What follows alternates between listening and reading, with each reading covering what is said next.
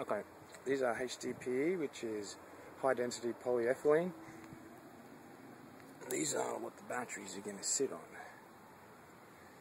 They're a kind of plastic, very, very tough. And they sit up there so that you can wash the any acid spills or water out from underneath these batteries.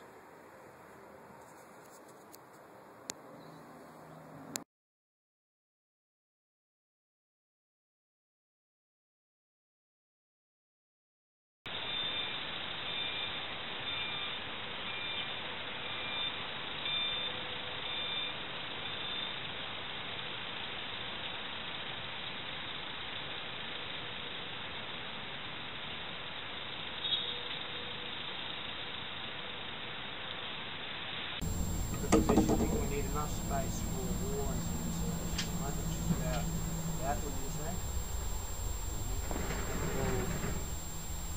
So,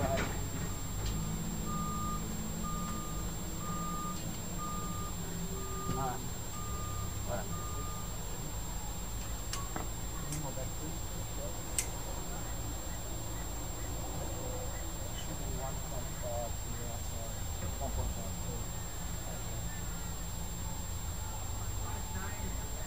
Now, what do you got there? You got 30 centimetres, I got what? 30 millimeters.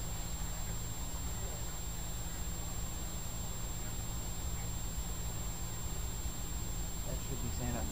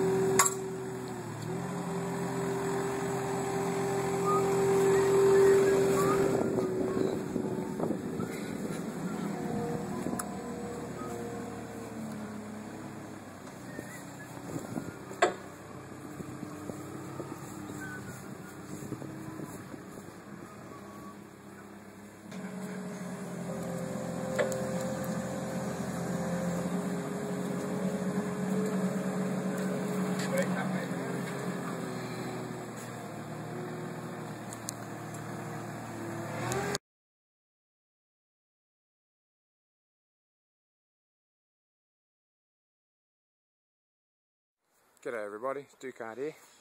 Just a closer look at this power system. Got two sheds here, the second shed's still almost assembled. These are two 3 metre long sheds, 1.5 metres in width. And I've just got them up against the fence down here. There's enough room to get behind, do some work behind the sheds. It's all coming together quite well. In this first shed here is this is the battery shed. In here, the 3 batteries. These are 2-volt cells, 24 cells per battery, which takes it to 48 volt. And these are 930 amp hour batteries. What I'm doing here is I don't have a 48 volt charger at this stage. That's coming shortly. So in order to keep this topped off, I've disconnected 6 of the batteries, which are wired in series, which gives me 2, 4, 6, 8, 10, and then 12. So I'm charging them as 12 volt at a time. So it's going to take 4 goes to charge this battery alone. The charger's coping okay with it. I'm sitting there bulking them up. And these batteries, if you can see there,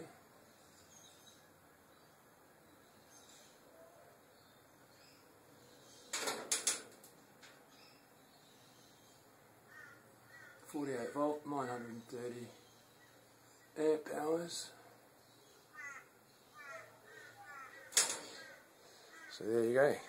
What I've done here, it's going to be difficult to get the insulation up, so I've put the insulation on the back wall, and the insulation is on the roof already, and I can easily access this wall to add the insulation later. And then I'll have to vent this. As my good friend Justin told me, I'll need to push air in on the bottom of this shed and let it vent out the top where the hydrogen will gather as these wet batteries charge. You can service these batteries here. There's a little port. Open that up, and then you can see the acid in there, which is quite a lot considering how tall each of these cells is.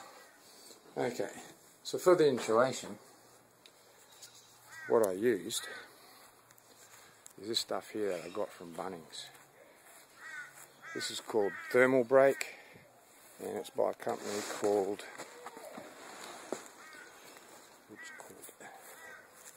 I'll give you a look at this, Amidalin Thermal Break 8. And this is 280 a roll at Bunnings. Really good stuff. I just stuck it on the shed with liquid nails. Alright, let's have a look at the other shed. Now this other shed is nearly complete.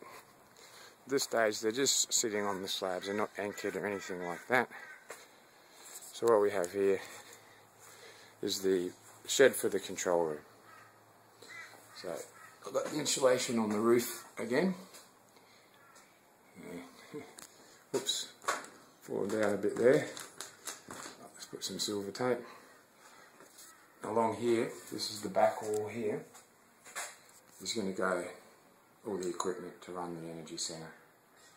So obviously on the other side of that wall is the battery shed, which is sitting flush with this shed.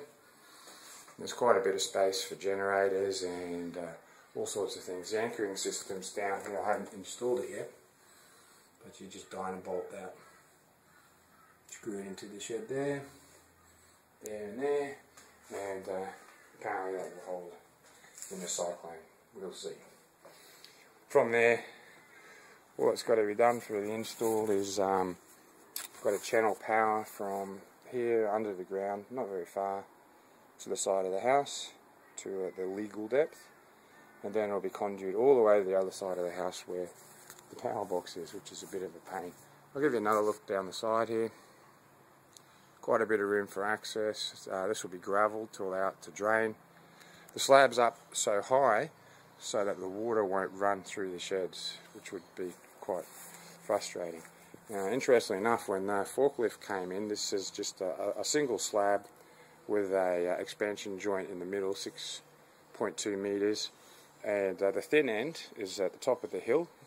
And what happened is the forklift came in with each battery one at a time and basically put 6.5 tons of stress on the slab, and it held up beautifully. It did not crack or anything.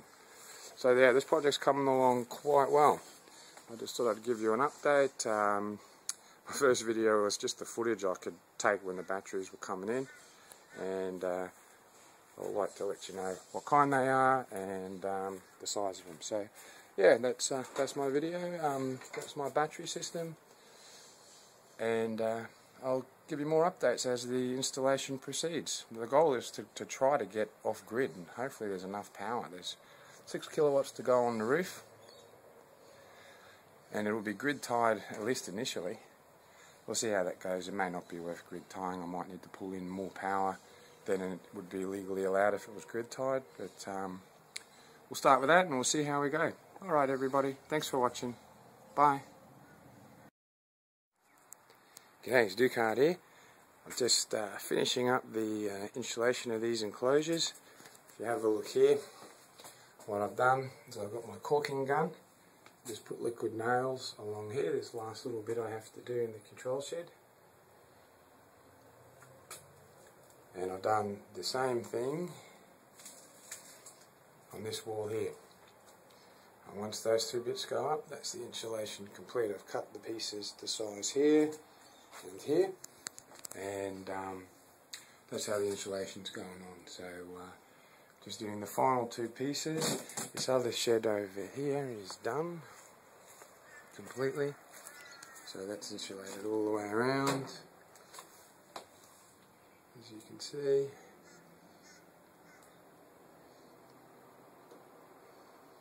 This whole thing's done. It's nice and cool in here.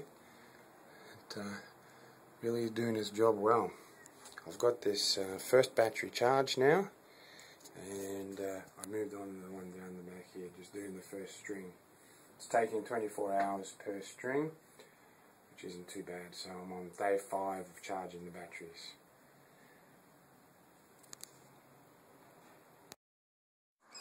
Hey everybody, just a quick update on the ventilation system for the shed. This is for the battery room. I've just finished installing it. You can see here, I've got the outlet vents there, one up there, one there, one there, and one there. And down here are the inlet vents. The reason these are down the bottom here is because you do not want to put fans up the top where the hydrogen gathers. If they spark, there will be a large explosion. So I've just rigged them up to test. You might be able to hear that fan in there. They're very quiet because there's 4 of them, but it's all come together very nicely. You can see the little cutouts down here, bits of insulation.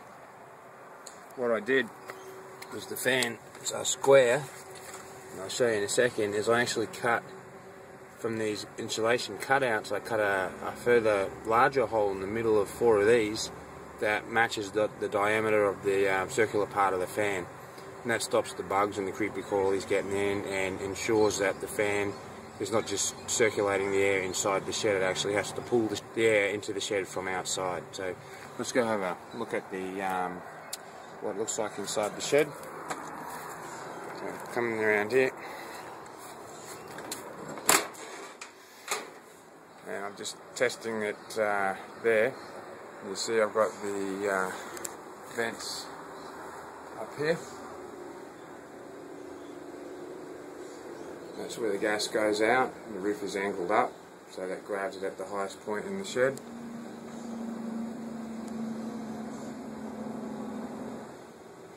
And if you look down here, you'll see the fan, and you can see the insulation around the outside. The fans are spinning away there, blowing quite a bit of air, and they're very, very quiet because there's 4 of them moving there in this shed.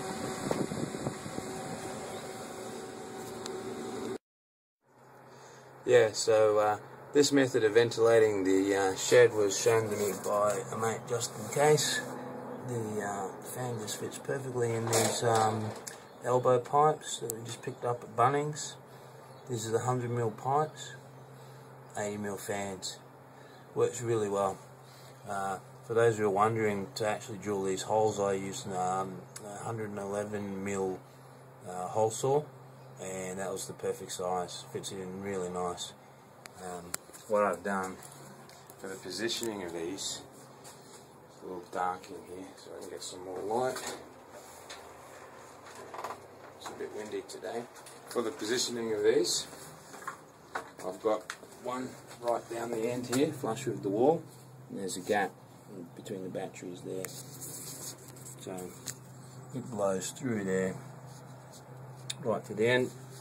This next one here is positioned as close as I could to this gap between the batteries here, and the same with this one here. Is positioned next to this gap here, and then finally this one here, which this one right there, which when the door is closed, the air will come in along here, bounce off the door, and in the case of the other ones, bounce off the back wall, and then go up and around and out there, pulling all the hydrogen as it goes. So it's very, very quiet. There's reasonably good airflow for such quiet fans, and because there's 4 of them, it is not all concentrated in one large, really loud fan, and the entire shed's covered. So I'm really happy with this. Thanks for the advice, Justin. It's awesome. Bit of a challenge drilling the hole through the side of the shed, but it's all done. That's a wrap. Thanks for watching. Yeah, everybody, Dukeheart here. Just a quick update on the progress on the control room. Been busy getting this place boxed. As you can see, the walls are up. There's battening going up here on the more complex angled sidewalls. But yeah, the MDF roof is on now. It's pretty hard to see where we're up to. I'm just taking some pictures of the battening on the side, because the conduit will go through from this sidewall which adjoins the battery shed, and the electrician and myself will need to know where these battens are. So just taking a really quick video, and I'll take a couple of pictures before I finish putting the walls up ready for painting. And here's a quick pointer: if no one will help you, there's always a way. What I've done here, to support these beams and screw them in from the outer shed. So what I did was, initially I put 2 bricks down, say for example the bottom there, to hold that in place while it was standing up, screwed in from outside and pulled the bottom into place. Then what I did was I took a long, that's a 2.4 piece of battening pine, leaned it up against the top like that, and just a brick as a stopper, 2 bricks to apply weight. That's enough to hold it in place. I'll show you what it looks like out here. So you've got the screws going through, that's for that particular batten I was just showing you. One up here for now, and one down the bottom down there. So I may add some more for strength later. They're seemingly pretty strong, but we'll see. If need be, I can do it. And I just tried to space them all evenly from the top, so doesn't look too bad. So yeah, I'll give you a look when I've got the rest of the walls up. Alrighty then, update on the control room. There's the ventilation. Fans will be installed actually in these top level vents here. This room doesn't have a problem with hydrogen. There's one intake down there. Right up the other end there's another intake, so hopefully the air will flow smoothly and all out this point where the heat will gather. So the next stage from here is to paint it. I did my best to try and edge that nicely. Oh, there's a big gap. Lucky I got some no more gaps, and that will hopefully go away. Oh well. Same here. And it's come up looking quite nice. So the roof went in okay. I may have to just drill a couple of tiny screws in from the top to hold that MDF in place. But it's all done. It's all ready to rock and roll. A few tricks that bit pop up there if it wants to stay there. Anyway, this is where I'm at.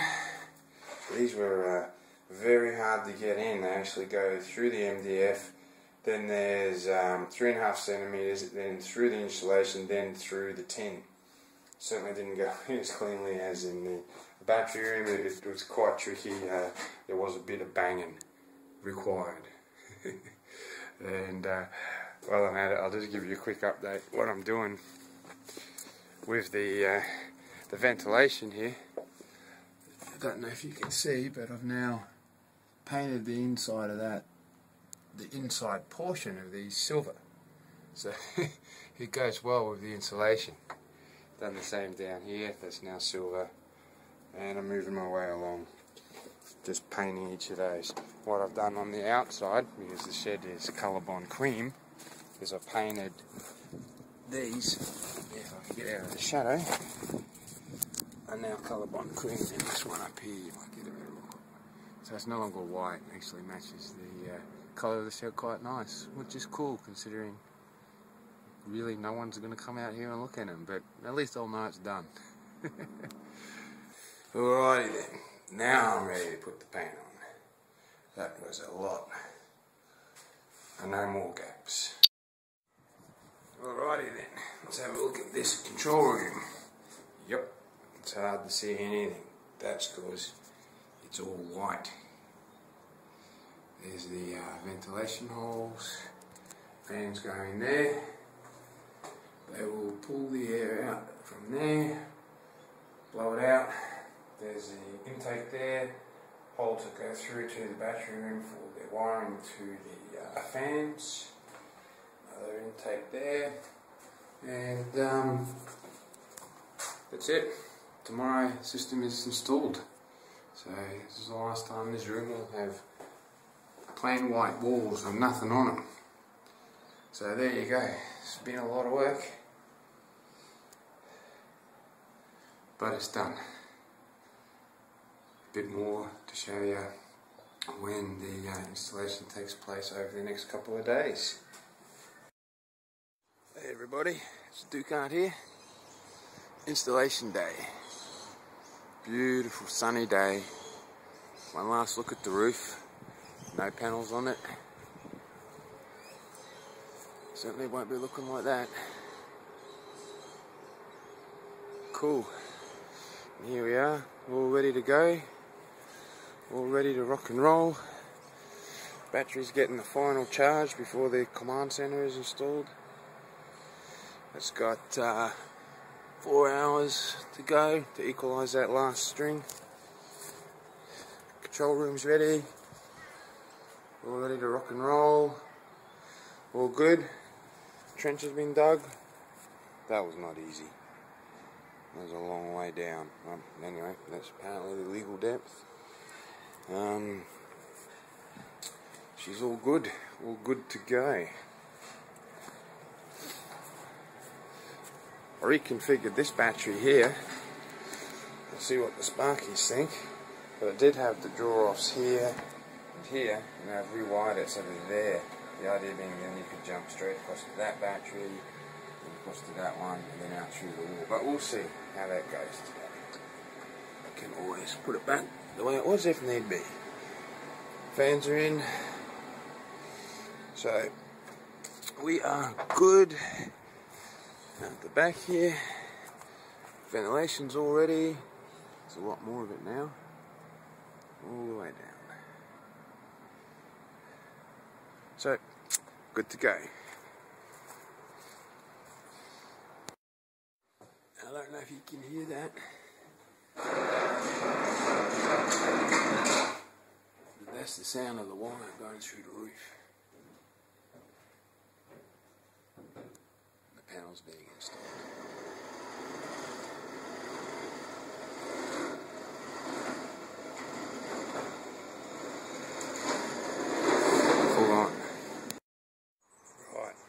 Here you see all this power has been taken from here over to the power shed, up across the roof, right to the other side of the house. Quite a big job. Here's a big solar install van.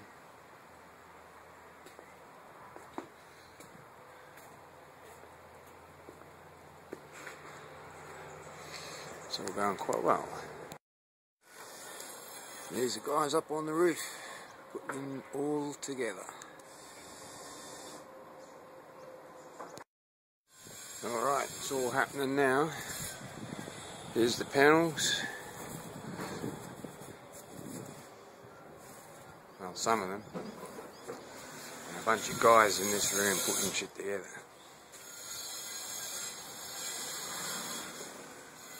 Trench just got bigger.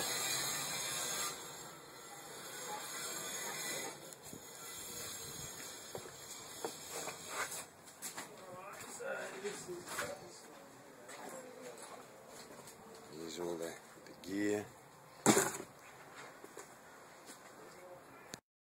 Alright, the install is going quite well. Everyone's breaking for lunch. The circuit breakers are in there. They've gone through to the battery room. That's the SP Pro, the brains of the system, the grid inverter. Pretty cool, hey? If you come through here, you'll see a huge cable here, runs right around, all the way back up and out there.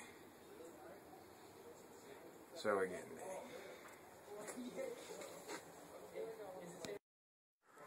There go the panels.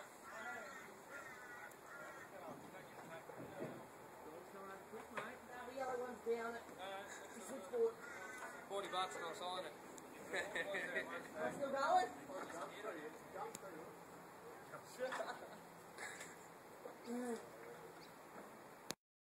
Alrighty then, there's the installation.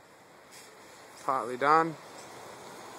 More to go. There's 12 panels up on that side of the roof already. Another 12 to go up. Coming along nicely. Weather's a bit of a pain, but should hopefully be all completed tomorrow. G'day everybody. Day 2 of the installation. What a beautiful day it isn't. It's a little bit wet. Panels are there. Sheds are all locked up. Still waiting the arrival of the troops. And hopefully today it will be complete. Let you know how we go. Alright, it's an update on day 2's installation. We've got the DC from the panels coming in on the left, the AC coming in on the right. As you can see, this is now running down into this trench and up and over. Very cool. The Cat 5 has just been installed in the computer room for connecting to the SP Pro to control it. And that's all coming along very well. In here, things are starting to be connected.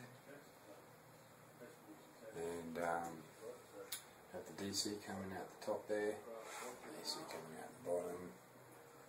And all wired in, so it's looking pretty cool. Coming around to the battery shed, and things are actually starting to be hooked up in here, so that's going pretty good. And I'll give you a look up here. Try and hold this still and zoom it in. There's the panels up there, 12 panels on there. Takes me to a total of 24 panels. Which is awesome. And that is 12, so cool. Well done. And that's it so far. It won't be long until the system's live. I'll give you an update when there's more to see. So the system's in. It's got lights gone. Connection to the battery room. Connection to the SP Pro.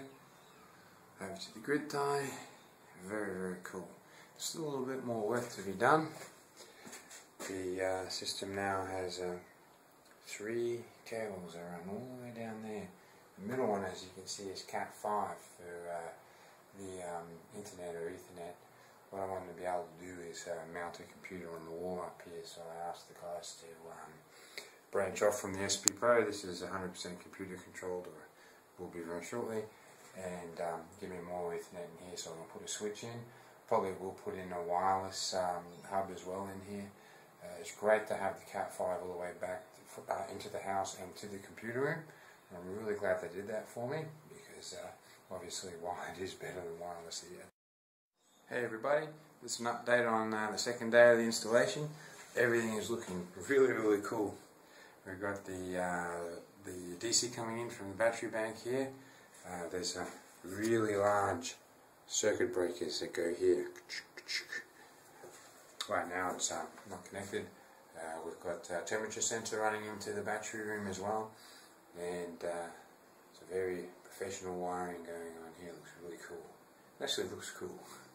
Here's the SP Pro, the brains of the unit, and what we have here is there's a middle run there of Cat 5, and the lower run here, the very lowest conduit, is also Cat 5. So the Cat 5 comes in from the house up to the SP Pro, and the guys have just run it back here like this for me, so that I have a point to hook in a switch in here, so I can add data logging computers and other devices I might want to have running in this shed. I might even put a wireless hub in here, I'm not really sure. Above that, those 2 data cables, we have the AC coming in. This is coming in from the actual grid, comes in here up to the SP Pro, and the SP Pro, if it inverts back into the house, will actually run the second AC line, which runs all the way back to the other side of the house and then into the house. So yeah, that's how that was done. All run under the roof, very nice. Up the top here we've got DC. This is from the panels, so that's coming in there. This goes to the grid tie inverter, charge controller as well. This thing is hooked to the SP Pro, so we can actually let it know what is going on, which is pretty cool. Okay, let's have a little look out here. Start up here. This is where they've run the conduit down. Now let me see, how does this go? It goes, I think it's AC DC data. Yeah, pretty sure that's how it goes. AC DC data. It goes down in this huge trench, which is not deep anymore. Comes across here and up it goes. So on the very right there we've got AC and data, and on the left here we've got DC from the panels. So that's all looking cool. Very happy with that. Let's have a look into the battery room. All the way down here. This has changed not much. What we have in here now, we've got the positive and negative coming out of there, and that orange cable is a draw for this white temperature sensor, which is a room temperature sensor, and the charger will just be able to tell if it's overheating the batteries.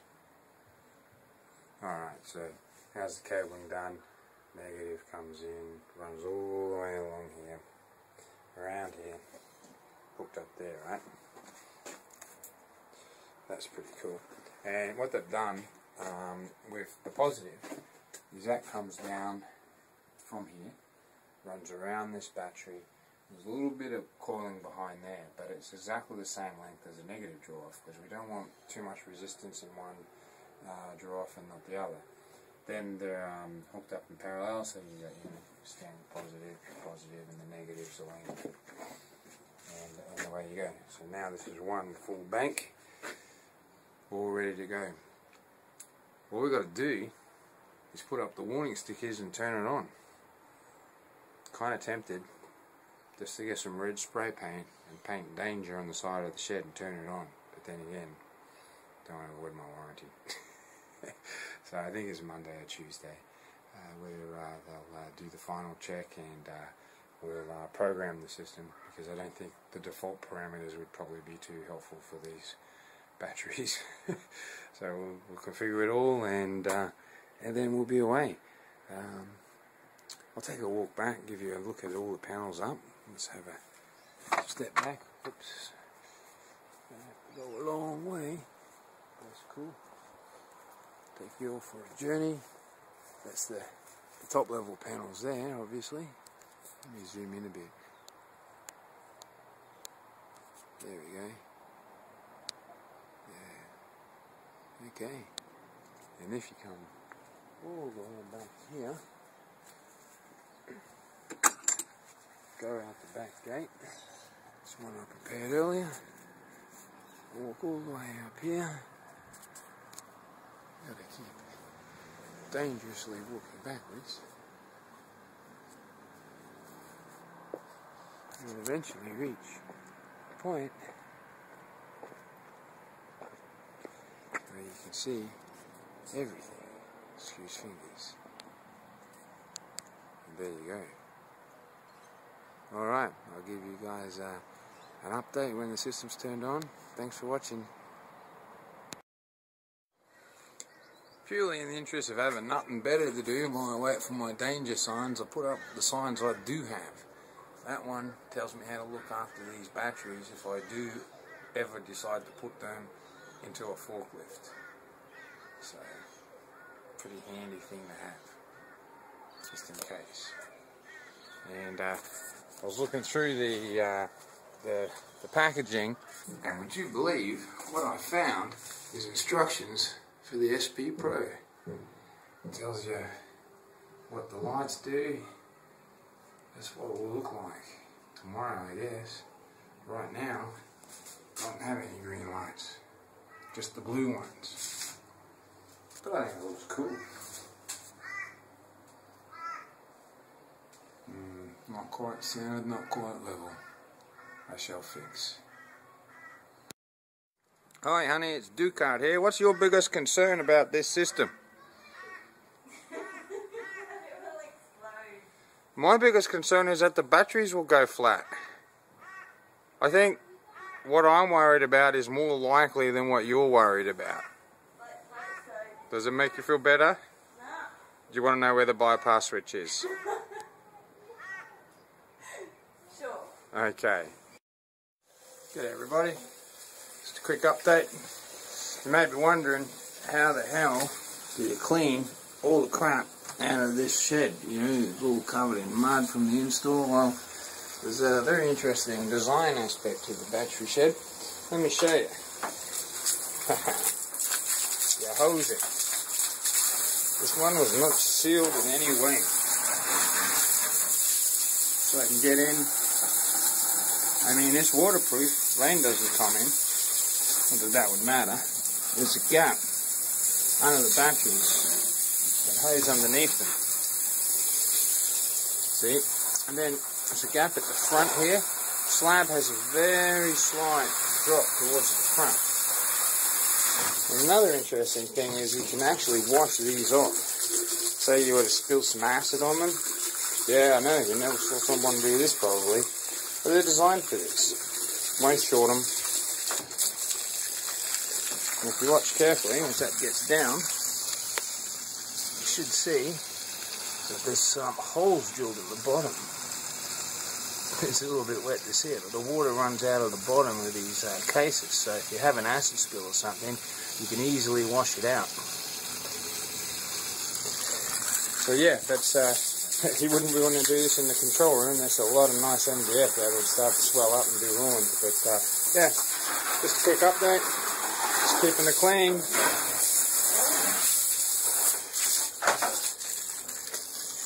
Thanks for watching. G'day everybody, system's installed. Here we have the main cut-off switch to the batteries. It's 250 amps. It's a big switch. There's a problem, pull that, batteries are disconnected. Here we've got the SP Pro fired up and alive. Charging the batteries now. This has not been on for long.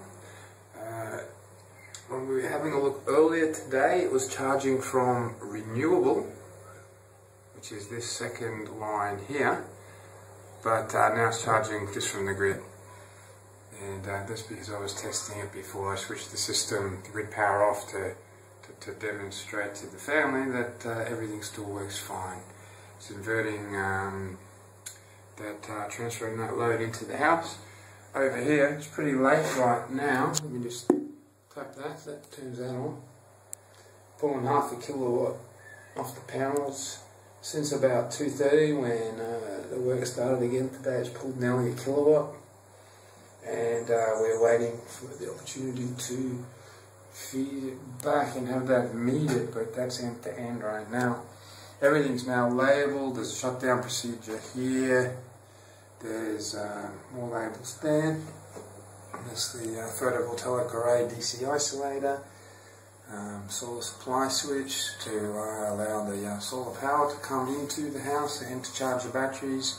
Normal power supply, switch that off and the house will be in darkness. So let's go check on the batteries. It's sitting there just doing an absorption phase, not quite ready to take it to float. Or because it's the SP Pro's first look at these batteries, it may decide to equalise them. We'll see.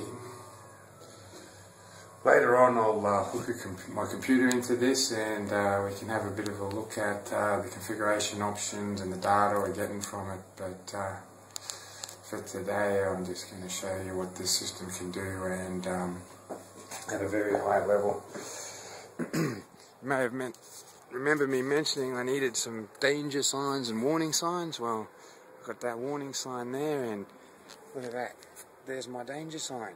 Risk of battery explosion. That's pretty cool to have. Alright, in here, this smells like hydrogen now. So I'll have to get those fans wired up again. These exhaust fans down here just to keep this nice, and I'll know if I've got enough ventilation, because I won't be able to smell the hydrogen anymore. Believe me, it's really strong. You can actually hear the battery's cooking. There's so much power coming through. It'll do that until it's got them floating and everything's happy. So that's great. It really is throwing a lot of power at these things. Okay, so let's see what happens when we shut off grid power. So bear with me. Got lights on here, and just going to have a quick walk through here. So we'll have a look. Grid power is still on at this point, and there's my computer running, so cool. Here we go. Heading out here. This garage, open the garage door. Ooh. This brings to life.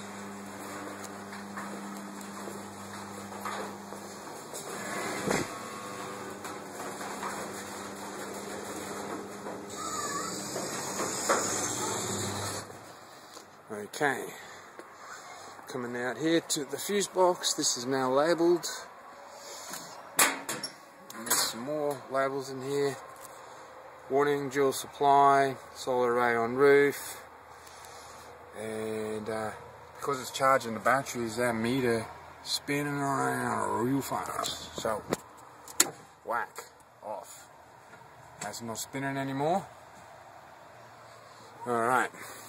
Let's have a look in the camper van. Why would you do that? I'll show you. This thing is still charging. See? That's right. So the batteries in the shed are charging the batteries in the van. That's pretty cool. Okay, let's go have a look what's happening in the house. So, that light's still on, which is great.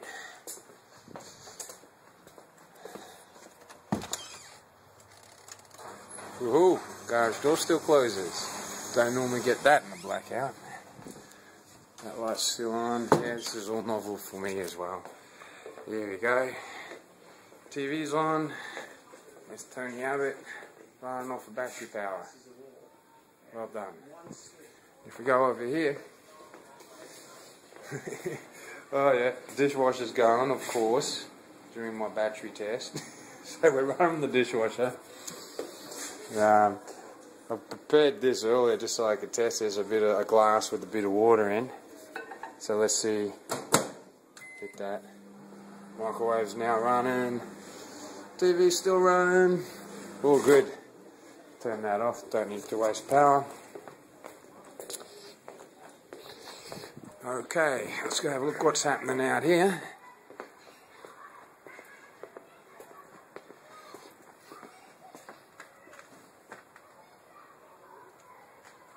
Alright. So there's a change here now. The AC source is off, transfer is off, AC load is on, it's inverting into the house. This is not charging the batteries. It could if it was bringing in enough solar, but at this time of day it's really not. It's nearly, just tap that a bit harder. So it's only, and these are hard to read on film, but it's only bringing in 330 watts. It's actually putting that into the house, and the batteries are still sitting here strong. It's only been running for a little while, obviously. You probably just heard the alarm going off. That can be disabled. That just lets us know that the grid power's down. In fact, that's the only way you really would know. So there you go, running off grid completely. Not going to do this for too long for today and for the next week. I just want to capture some data on this system, how it works, work out what I can get out of it without hurting the batteries. It's a very delicate balancing act between trying not to buy grid power and trying not to kill these batteries. It's very expensive if I have to replace them, so I've got to maximize their life. They're not cooking anymore because they're not charging. The batteries have gone quiet. So let's watch what happens when we turn the power back on. So we'll go for another walk. Go down here. Back through the house.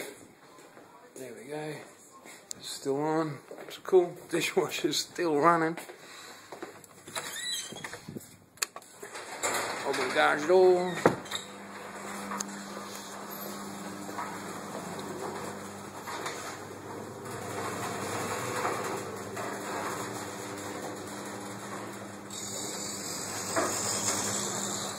There we go. Over here. They're still sitting there doing nothing, and the power is off. Turn it back on. Alright. Now, going back through. Let's have a look what's changed. Real quick.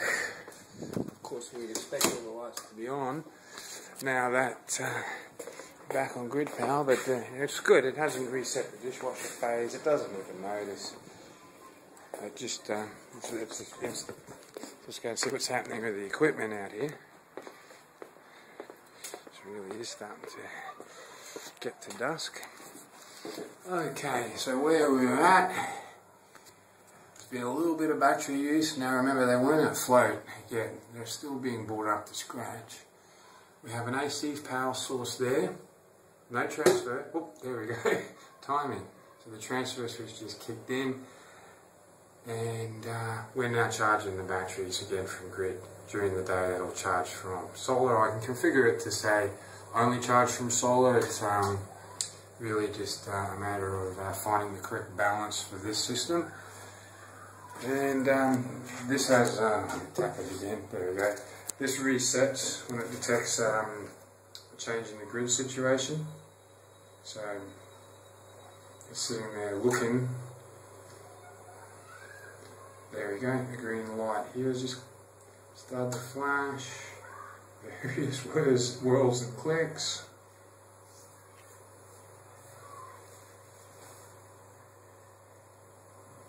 And as I said, it's nearly dusk, so don't have a lot of solar power there at the moment. We'll see if she'll kick back on.